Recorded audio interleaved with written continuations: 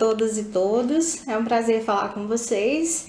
Eu sou a professora Márcia, da Universidade Federal de Catalão, né, recém-assumida como Universidade Federal, nós éramos a UFG, né? Então, primeiramente, quero agradecer ao Admilson por esse convite para falar um pouco com vocês sobre o perdão. Agradecer também a professora Jaciele, né, que intermediou essa nossa conversa, e a vocês que vão ter paciência de ver esse vídeo. Falar sobre o perdão não é muito fácil, né? Então eu gostaria de começar a minha apresentação, e eu escrevi um texto para não me perder um pouco, eu divago muito, e eu gostaria de começar essa fala com uma citação do Walter Benjamin, né, que está nesse livro aqui, onde ele vai dizer: o dom de despertar no passado as centelhas da esperança é privilégio do historiador, convencido de que também os mortos não estarão em segurança se o inimigo vencer, e esse inimigo não tem cessado de vencer. Essa citação, né, essa fala do Walter Benjamin, que ele escreveu em 1940, ela é um pouco uma fala que se constrói a partir, né, de como ele está lidando com o nazismo. E para começar a nossa conversa, né, é importante nós pensarmos que as condições, as situações históricas, elas não são apenas fatos vividos, mas elas se relacionam com como a gente se sente, né, como a gente percebe a vida como problema histórico. E aí, né, só para contextualizar vocês, eu tenho discutido um pouco sentimentos, emoções como um problema histórico a partir da minha própria experiência como professora, né? Já faz 22 anos que eu sou professora aqui em Goiás, aqui na universidade, né? Eu saí da graduação e já comecei a dar aula.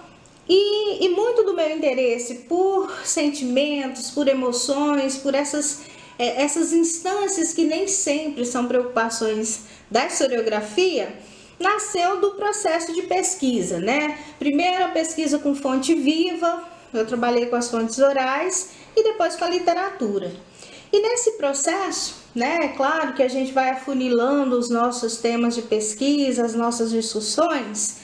O que eu fui percebendo, né? Que havia uma lacuna em se discutir a história dos sentimentos ou mesmo a história das sensibilidades no lugar que eu estava.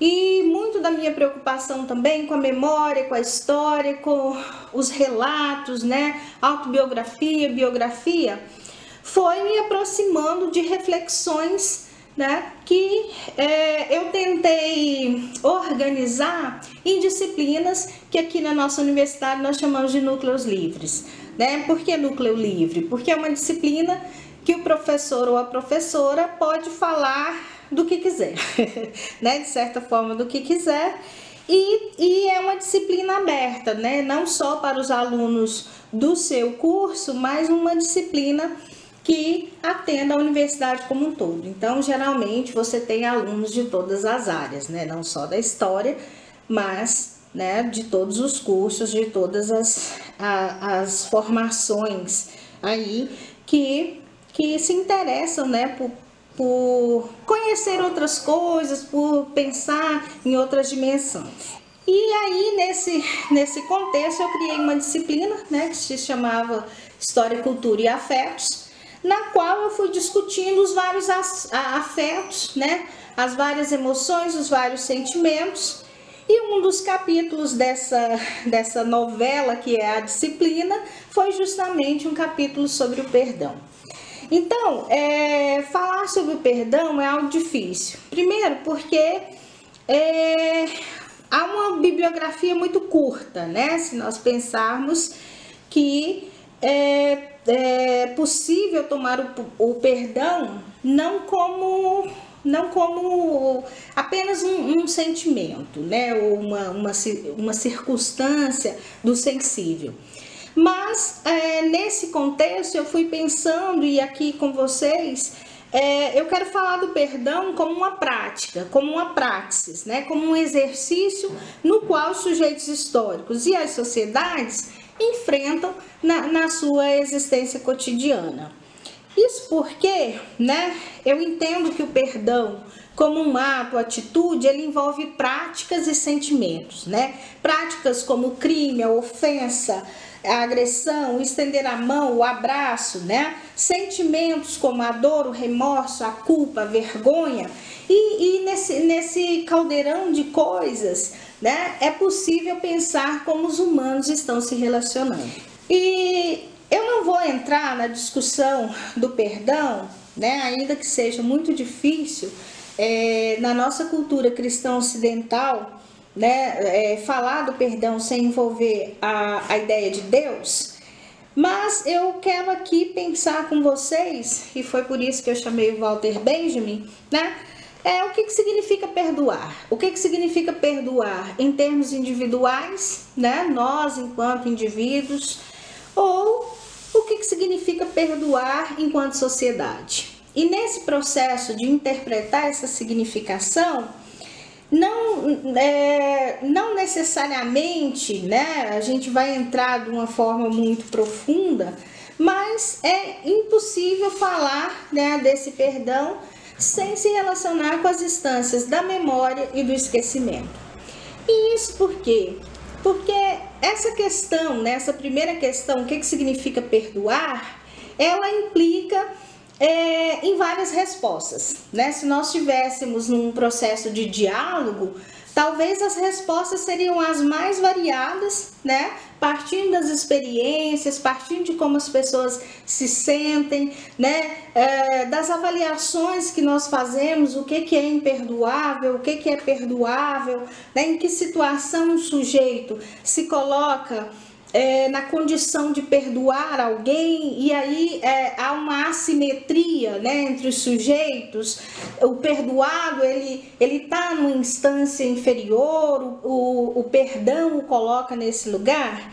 Então, responder essa pergunta, né, do ponto de vista histórico e filosófico, envolve, pelo menos para mim, recorrer, né, a dois autores que eu gosto muito, dois filósofos, que o Paul Ricoeur, ele tem um texto, né, o texto que eu usei como base aqui para nossa fala, O Perdão Pode Curar, e que ele escreve em meados dos anos 90, e um texto que muito curto, né, vocês encontram ele facilmente na internet, ele está disponível, né, porque ele está colocando uma questão, né?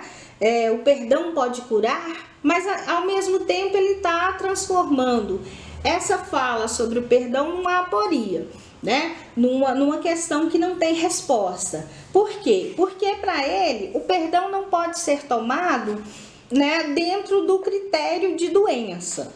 A cura, geralmente a gente pensa cura de uma doença.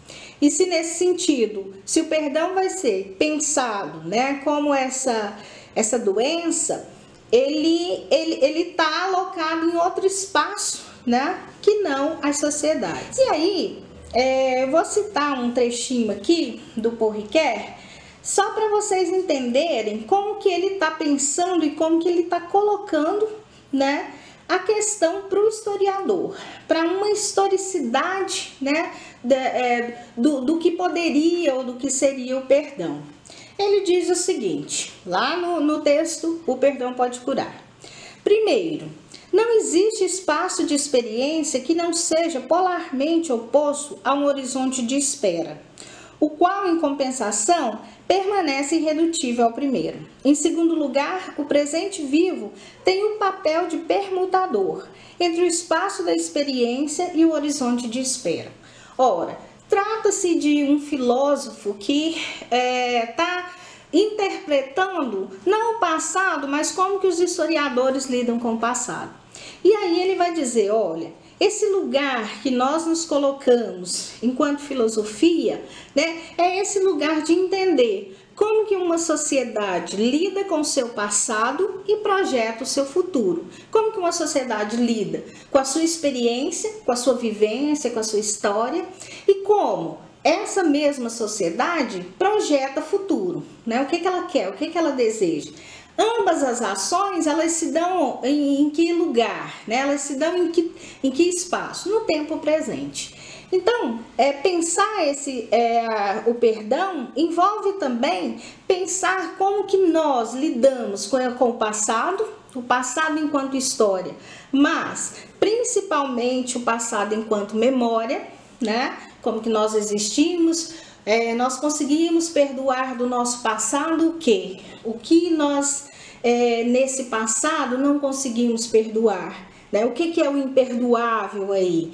E ele vai, né, o autor que a gente está chamando a atenção aqui, ele vai nos dizer o quê? Que o perdão é um gesto, né, um ato, uma ação, e que muitas vezes ele pode ter uma função curativa, mas ele não está alocado no campo das doenças. Ele está alocado no campo, né, do entendimento do que é o passado, do que foi o passado e de como essa sociedade ela está articulando o seu presente com vistas a um futuro melhor. Se nós pensarmos aqui, vou pegar 2 fatos históricos aleatórios, né, 2 experiências, só para a gente pensar, né, como que as feridas históricas, elas também estão regendo muitas coisas do presente, né? O pós-Segunda Guerra, né, que eu acredito que todos vocês já tenham lido muita coisa,